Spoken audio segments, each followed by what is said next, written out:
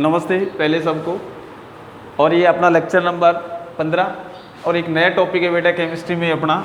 पिछले टॉपिक में मैंने आप लोगों को मोल अवधारणा के बारे में बताया और मोल अवधारणा एकदम सरल सी अवधारणा है, ऐसी कोई बात नहीं है, आपको बिल्कुल समझ में आ जाएगा वो भी। फिर भी आप लोगों को उनसे संबंधित कोई सवाल आपकी पाठ्य पुस्तक में दिए हुए हैं तो उन सवालों को आप लोग करना। फिर अगला जो टॉपिक है बेटा रसायन में मापन।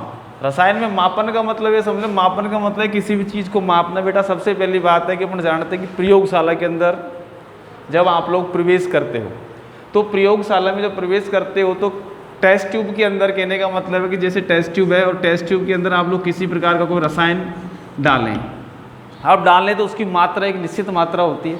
और निश्चित मात्रा का मतलब है कि आप लोगों को मान के चलो इसमें 10 ml डालना है, तो 10 ml डालने के लिए इसके अंदर आप लोगों को एक मेजरिंग फ्लास्क होगा। और मेजरिंग फ्लास्क के अंदर क्या होगा बेटा, इस प्रकार से हम कह सकते हैं कि ये एक मेजरिंग फ्लास्क है, 1 2 3 करके यहाँ पर ये पैमाने होते हैं। पैमाने का मतलब है कि यहाँ पर 1 है, 2 है, 3 है, यहाँ पे 1 2 3 4 करके आएगा, 1 2 उल्टा आएगा, यहाँ से 0 से शुरू होगा, 1 2 3 4 5, जैसे 10 ml का मामला यहाँ पे है। तो आपने इसको भर लिया यहाँ तक। भरने के बाद इस टेस्ट ट्यूब के अंदर आप लोगों ने इसके अंदर क्या करते हो, डाल दो। डालने का मतलब है कि कितनी मात्रा में अपन डाल रहे हो। तो रसायन विज्ञान में प्रैक्टिकल के अंदर ये चीज़ें अपने आप में बहुत इम्पॉर्टेंट है। और इम्पॉर्टेंट है इसके अंदर आप लोग सबसे पहली बात है कि रसायन में जो मापन है बहुत प्रमुख कार्य है, ये जरूरी है। और इसके लिए सबसे पहले कुछ मान होते हैं। मान नंबर 1, एक तो मान होता है बेटा यथार्थ परक मान, यथार्थ परक मान। और दूसरा जो मान होता है वो होता है बेटा परिशुद्ध मान। कौन सा मान? परिशुद्ध मान। अब यहाँ पे एक तरह से बोलोगे यथार्थ परक मान का मतलब होता है, सबसे पहली बात है कि अपन जब पहली बात करना चाहें कि भाई अपना जो मान है यथार्थ परक मान, परक मान अर्थात कहने का मतलब है किसी भी मापन का, किसी भी मापन का वह मान जो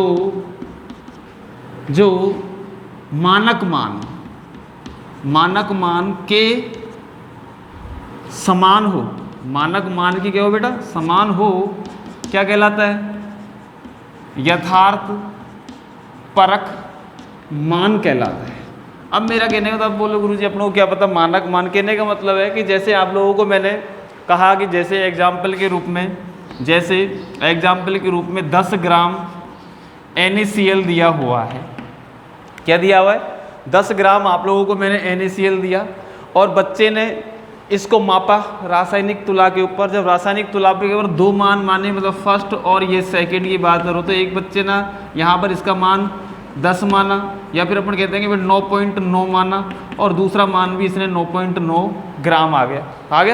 अरे मैंने तो 10 ग्राम दिया है, लेकिन बच्चे ने पहली बार तोला इसको 9.9 ग्राम और दूसरी बार भी तोला 9.9 ग्राम। तो जो मान लगभग, कहने का मतलब मानक मान के समीप हो, कहने का मतलब मानक मान के समीप हो। दूसरी बात है कि कह सकते हो कि आप लोग मानक मान के बराबर जो मान होगा ना, उसे ही आप लोग यथार्थ परक मान बोलोगे। सबसे पहली बात ये समझना, यथार्थ का मतलब जो एक्चुअल पोजीशन है उसके बारे में आप लोग बताओगे। पहली बात तो ये, जो मानक मान के बराबर, जैसे 1 किलो की वस्तु है कोई और उसको तोल रहे हो, फिर तोलने के बाद उसका मान वही प्राप्त हो 1 किलो, तो उस मान को क्या बोलोगे आप लोग? यथार्थ परक मान। फिर जो दूसरा मान है, दूसरा मान के बोले मैंने परिशुद्ध मान। कौन सा मान? परिशुद्ध मान। और परिशुद्ध मान का मतलब ये समझ लो बेटा कि किसी भी मापन को यदि आप लोग उसका बारंबार मापन करते हो, किसी भी कह सकते हो किसी भी मापन का बारंबार का मतलब है लगातार, मतलब 10 5 2 4 5 बार, बारंबार किसी मापन का बारंबार मापन करते हैं तो सभी स्थितियों में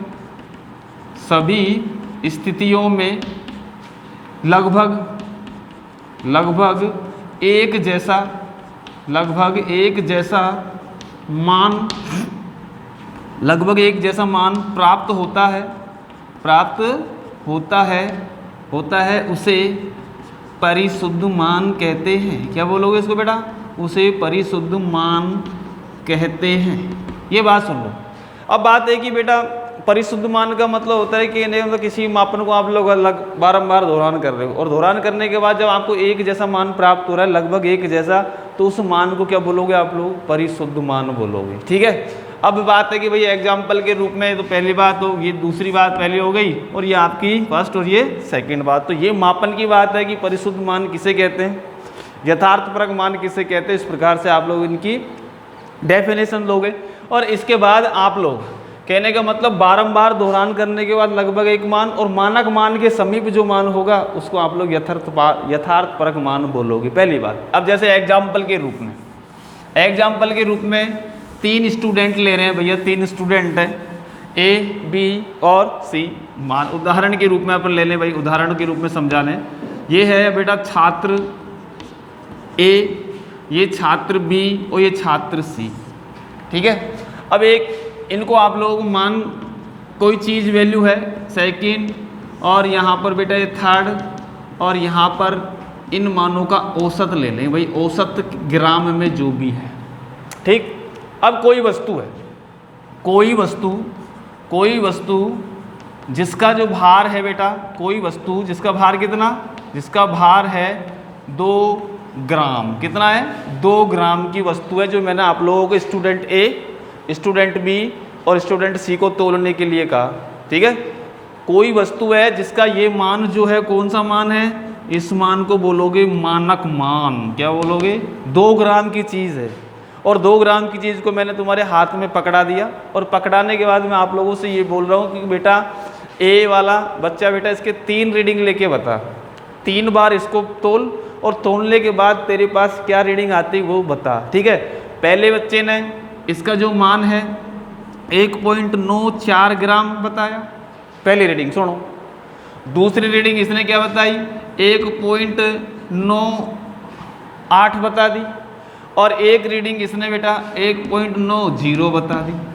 ठीक है। अब सुनो, अब औसत निकाल लोगे, अपन तीनों को जोड़ के 3 का भाग दे देंगे, औसत आ जाएगा। वो तो आप देख लेना अपने हिसाब से। समझ में आ रही बात? ये भाई इसको जोड़ो और इसको जोड़ो और इसको जोड़ो, 3 का भाग देंगे तो औसत निकल जाएगा। औसत से अपने कोई पता, वैसे ही लिख दिया मैंने। अब मेरे को ये बताओ कि सबसे पहली बात है कि यथार्थपरक मान क्या होता है? कि वह मान जो मानक मान के समीप होता है उसको यथार्थपरक मान बोलोगे। ठीक है।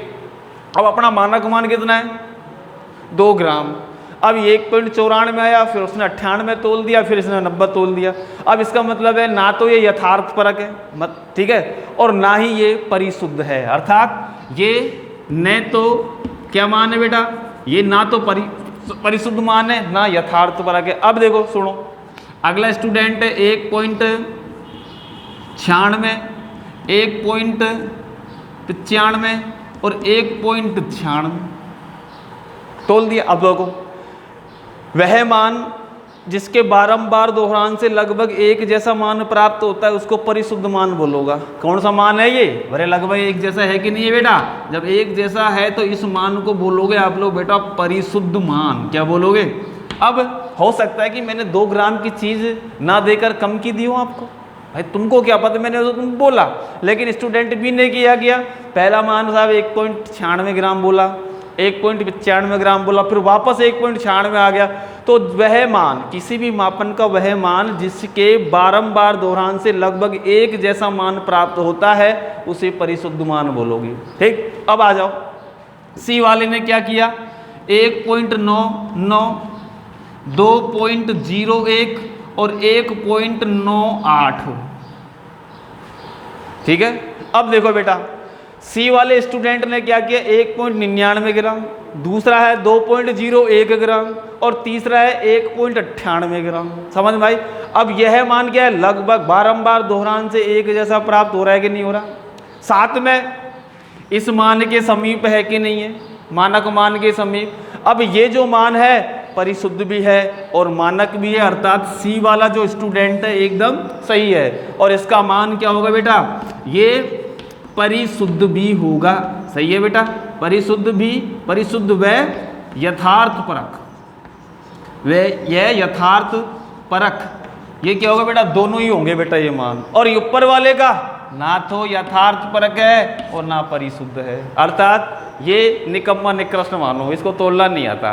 भाई 1.94 तोल दिया, फिर 1.98 तोल दिया, फिर इसको 90 तोल दिया, इसके बारंबार दोहरान से वही मान प्राप्त होता, परिशुद्ध बोलता। ये मान लगभग 2 ग्राम के आसपास रहता है, उसको क्या बोलेंगे, यथार्थपरक। लेकिन यहाँ पर ना तो राम राम है ना श्याम श्याम है, कोई लेना देना नहीं है, ऊपर नीचे उल्टा पुल्टा है। लेकिन इसको देखो, इस बच्चे ने काम किया लेकिन इस मान के समीप तो नहीं है, लेकिन 1.96, 1.95, 1.96, तो कम से कम ये परिशुद्ध तो है। इसके बारंबार दोहरान से लगभग वही मान प्राप्त हो रहा है। अब नीचे वाला एक जैसा प्राप्त हो रहा है, 7 पे मानक मान के समीप है, इसलिए ये जो मान है परिशुद्ध भी है और यथार्थपरक भी है। समझ में आ रही बात? तो कहने का मतलब है कि आपका जो सी स्टूडेंट है एकदम गुड स्टूडेंट है, इसका जो मापन था वो सही है, परिशुद्ध भी है, साथ में यथार्थपरक। ये नालायक के कोई काम का नहीं है, इसने तो कोई नाम माने नाम नहीं। अब इसने बेचारे ने कुछ कोशिश की और यहाँ पर हमको थोड़ा डाउट हुआ कि शायद हमारी 2 ग्राम की वस्तु ना हो, ये बच्चा सही भी हो सकता है, लेकिन ये वह जो मान है ये परिशुद्ध मान है। अर्थात किसी मापन का वह मान जिसके बारंबार दोहरान से लगभग वही मान प्राप्त होता है, परिशुद्ध मान कहलाएगा। और वह मान जिसके बारंबार दोहरान के साथ साथ मानक मान के समीप यदि मान होगा, उसको परिशुद्ध मानक मान सॉरी यथार्थपरक मान के नाम से जाना जाएगा। समझ में आ गई? तो ये थे बेटा रसायन में मापन में यथार्थपरक और परिशुद्ध मान के बारे में अपन ने ये बात करी। तो ये है बेटा आप लोगों का सीधा सिस्टम है कि ये चीज़ अलग है। तो बेटा अगला जो पॉइंट है वो अगला पॉइंट है बेटा सार्थक अंक। सार्थक अंक जिसको सिग्निफिकेंट नंबर भी बोला जाता है, सिग्निफिकेंट नंबर के नाम से जाना जाएगा।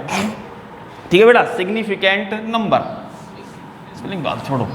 तो सार्थक अंक सुनो, सबसे पहली बात है किसी भी मापन का क्या किसी भी मापन के वे अंक जो उसके अंतिम अंक की सार्थकता तक को बताते हैं क्या कहलाते हैं? सार्थक। तो मतलब किसी भी मापन के वे अंक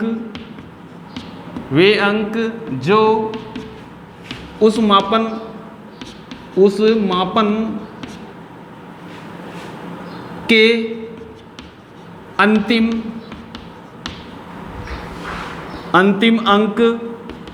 अंक तक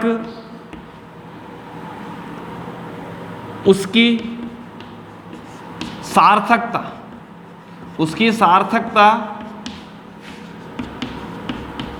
बताते हैं, सार्थक अंक कहलाता है। ठीक है बेटा। अब छोड़ो बेटा, मेन बात देखो, जो सामान्य में जैसे अपन मार्केट गए और मार्केट में बेटा एक तो सुनार की दुकान देखी है आप लोगों ने और एक परचून की दुकान देखी है। वहाँ पर जब वो चीनी तोलता है कौन? पंसारी। तो आपको कह लगा मतलब 1 kg चीनी तोड़ने की कही है, आप साहब 1 किलो चीनी दे दो। तो कई बार अपन कांटे पे देखते हैं कि वो 1 से थोड़ा ज़्यादा दे देता है आपको, है 1.2 ग्राम भी, मतलब 1.2 या 1.02 1.002 देगा, फिक्स नहीं देता कई बार। तो कहने का मतलब है कि 1 किलोग्राम दी, एक पंसारी ने तो आपको फिक्स 1 kg दे दिया, मतलब 1.000 ये kg हो गया बात समझ में। अब दूसरे पंसारी के गए, दूसरे पंसारी ने इसका मान दे दिया भाई 1.002, ठीक है बेटा, और ये kg। एक दूसरे पंसारी के पास गए तो 1.031 kg ये दे दिया है। अब मेरे को ये बता दो बेटा, आप लोग यहाँ पर आप लोग जो चीनी ली, यहाँ फायदा हुआ, यहाँ फायदा हुआ या यहाँ फायदा हुआ? हमको नीचे नीचे फायदा हुआ अधिक, और अधिक जब नीचे नीचे फायदा हुआ तो उस कंडीशन के अंदर यहाँ पर ये अंक अधिक है जो सार्थकता प्रदर्शित कर रहे हैं। क्या कर रहे हैं? कहने का मतलब है कि जब किसी भी मापन के अंदर अंकों की संख्या अधिक होती है तो वह मापन अधिक सार्थक होता है। क्या होता है? कहने का मतलब अपने तो चांदी तुलवा रहे हो, चांदी को क्या अपन पंसारी की तुला पे तोल देंगे? सेव वगैरह तोलते हैं सब, 1 किलो चांदी तोलनी है, लड़कान आ गई तो 50-60 ग्राम तो यहीं चले गई, तो उसको तो हज़ारों रुपये का ऐसा ही नुकसान हो गया।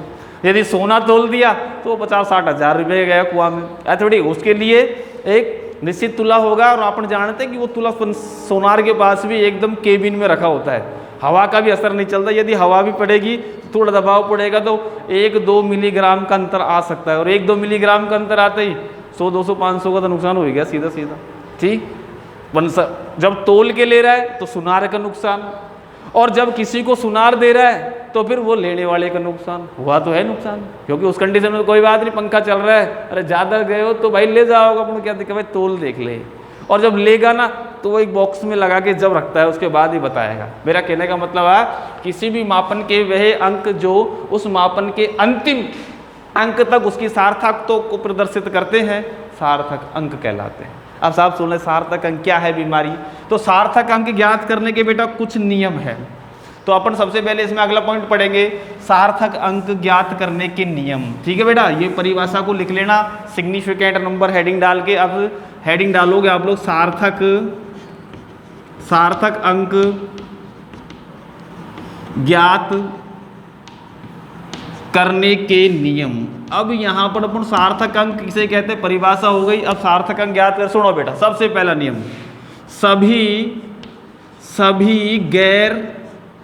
सभी गैर शून्य अंक सार्थक अंक होते हैं। बात समझ में आ रही है बेटा? गैर शून्य का मतलब जो जैसे सुनो 1 2 3 4 5, यहाँ कोई शून्य है क्या? नहीं है? या 2 3 1 4 5 और ये 6। अब सुनो, आप जब सार्थक अंकों की संख्या तुमसे पूछे तो इन संख्याओं को गिनना, 1 2 3 4 और ये 5। तो यहाँ इस संख्या में सार्थक अंकों की संख्या कितनी आई? 5। समझ में आ गई बात? सभी गैर शून्य अंक सार्थक अंक होते हैं, ये नियम है पहला। 1 2 3 4 5 6, सार्थक अंक की संख्या कितनी आई? 6। ठीक है, फिर अपन कहें बेटे 1 2 5 6 8 9, फिर उसके बाद 1 8 7 जो भी है, कितने सार्थक अंक आए? समझ में आ गया होगा आपके, 1 2 3 4 5 6 7 8। तो यहाँ पर सार्थक अंक संख्या कितनी करोगे? 8। तो पहला नियम क्या है? सभी गैर शून्य अंक सार्थक अंक होते हैं। दूसरा, यदि पहला अंक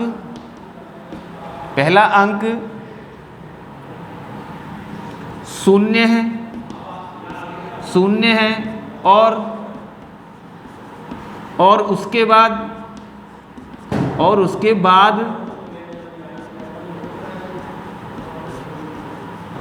दशमलव है, क्या बेटा? दशमलव है, और दशमलव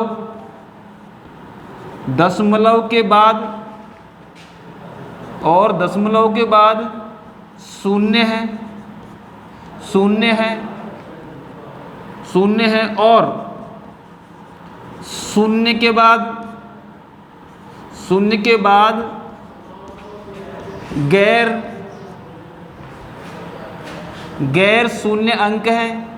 शून्य अंक हैं, तो दशमलव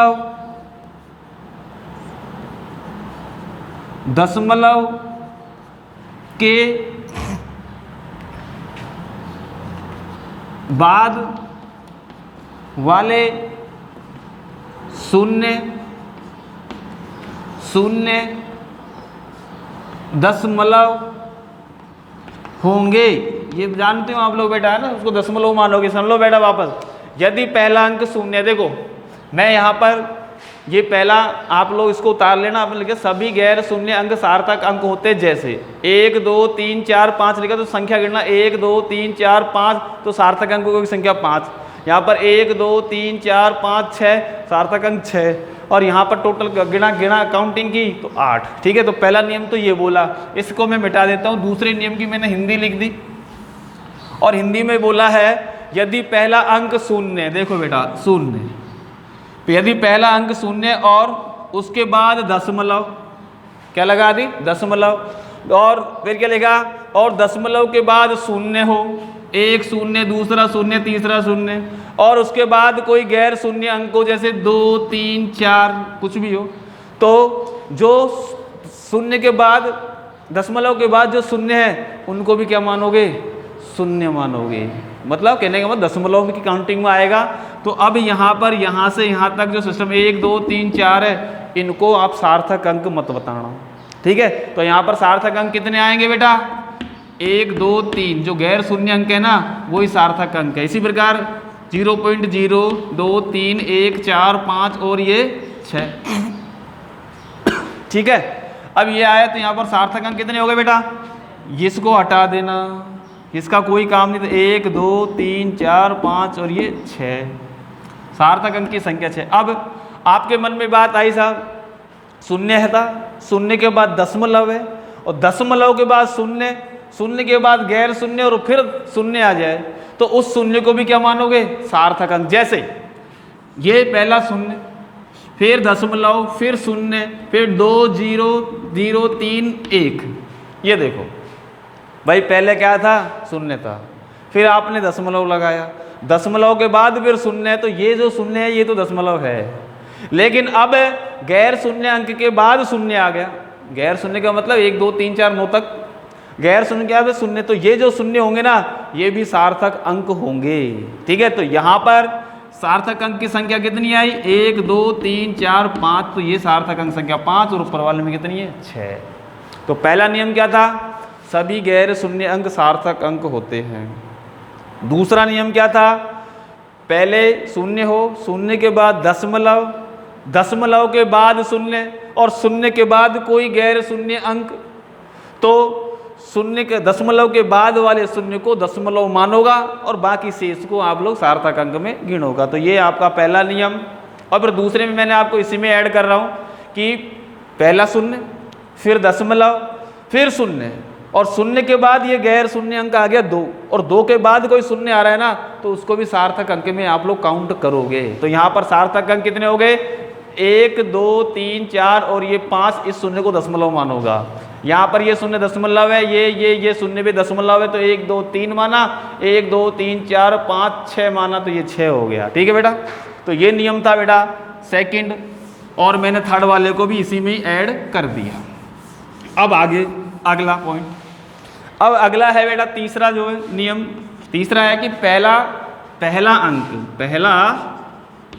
अंक गैर शून्य हो। कैसा हो? गैर शून्य हो, और उसके बाद दशमलव हो, तो दशमलव हो,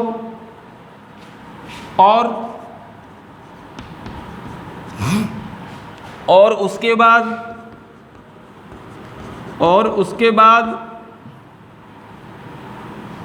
शून्य हो, और उसके बाद गैर शून्य अंक हो, तो सभी अंकों को सार्थक अंक मानते हैं, ठीक है बेटा। इसकी जगह लैंग्वेज आपको समझ में आ जाएगी। पहला अंक क्या है? गैर शून्य अंक अपने क्या जोड़ दिया? 2 लिख दिया। जैसे ये एग्जाम्पल के रूप में है 2। अब क्या बोला? पहला अंक गैर शून्य अंक, तो 2 लगा दिया अपन ने।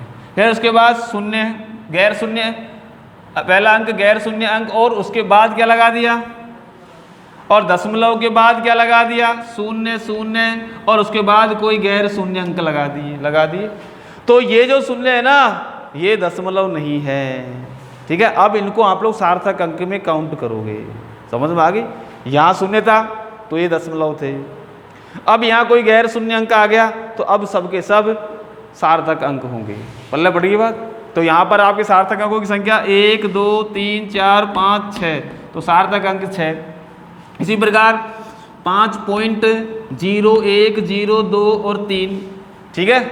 कई हैं गैर शून्य अंक है ना, तो सब के सब सार्थक अंक हैं अभी, इसमें कोई दो राय नहीं है। तो 1 2 3 4 5 6, तो इसमें भी सार्थक अंक कितने आए बेटा? 6 आए। बोलो कोई दिक्कत है क्या? है। तो पहला अंक गैर शून्य, गैर शून्य के बाद दशमलव, दशमलव के बाद शून्य, और शून्य के बाद गैर शून्य अंक, तो सभी को सार्थक अंक मानूंगा। ठीक है बेटा। अगला नियम, अगला नियम है कि कोई घातांक वाली समीकरण है, मतलब कोई मान घातांक का है तो 10 की घात को सार्थक अंक नहीं मानते। जैसे आपका जो एक अवगाद्रो संख्या 6.022 इंटू 10 की पावर 23 है कि नहीं बेटा अवगाद्रो संख्या है। अब देखो ये 10 की घात है ना 23, इससे कोई लेना देना नहीं है। अब ये देखो ये नियम 6 के बाद शून्य, शून्य के बाद गैर शून्य, तो यहाँ पर सार्थक अंकों की संख्या आप लोग कितनी बता दोगे? 4। ये घात से कोई लेना देना नहीं है। जैसे अगला 1.991 इंटू 10 की पावर -24, माइनस की घात हो प्लस की घात हो, इसका कोई लेना देना नहीं है, संख्या देख लेना। सार्थक अंक संख्या कितनी आई बेटा? अरे 4 है इसमें भी, 1 2 3 और ये 4 है। फिर आप लोगों से पूछे भाई 1.99 या इंटू 10 की पावर -20 में सार्थक अंक कितने आए भाई? तो सार्थक अंक कितने आ गए बेटा? सार्थक अंक आ गए 3। तो घात कितनी भी हो उससे कोई लेना देना नहीं है। पल्ले पड़ गई बात? ठीक है बेटा। ये था कोई मान घातांक का है तो 10 की घात को सार्थक नहीं मानते। बाकी संख्या में वही नियम लागू लगेगा जो आप लोगों का सिस्टम। ठीक। अगला नियम है कि कोई वस्तु निश्चित है। कोई वस्तु जब, अगला नियम बोलोगे, जब कोई वस्तु निश्चित है। क्या है बेटा? निश्चित है। जैसे 12 पुस्तक, ठीक है बेटा, 20 पेन, 40 सेब आदि। मतलब ये वस्तु बोल दी इसने और वस्तु लगा दी। 12 पुस्तक बोली है, उसके बाद